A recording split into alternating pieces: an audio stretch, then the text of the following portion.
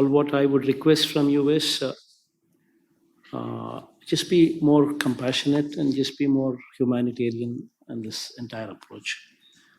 The very fact that there is no escalation in whatever we are projecting, because there is a very robust model at the grassroots level, wherein as our Special Chief Secretary Agriculture, as she's already mentioned, there is an RBK at every village itself, which actually handles the e-cropping.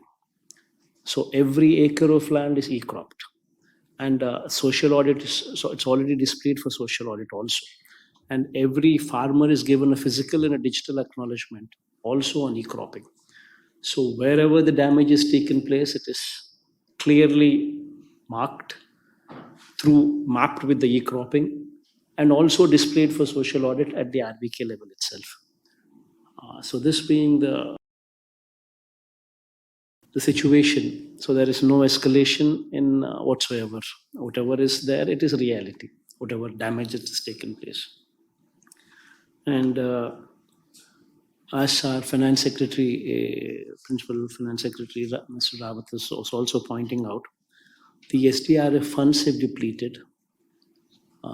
Any ad hoc replacement of these funds would give tremendous amount of fillip to the ongoing works, because everything requires resources. And for us to kickstart any big activity, it would require funds. So that ad hoc replacement of replenishment of funds into SDRF would help us substantially. And coming back to suggestions that have been made by the central team in connection to the long-term measures that we are to be also considering this the changes what are taking place in the climatic situations globally also. Yes, we have in fact recently we had undertaken such a study, in fact, where we've improving the canal systems to discharge more water capacity. The water gauges, automatic water gauging system is also being planned.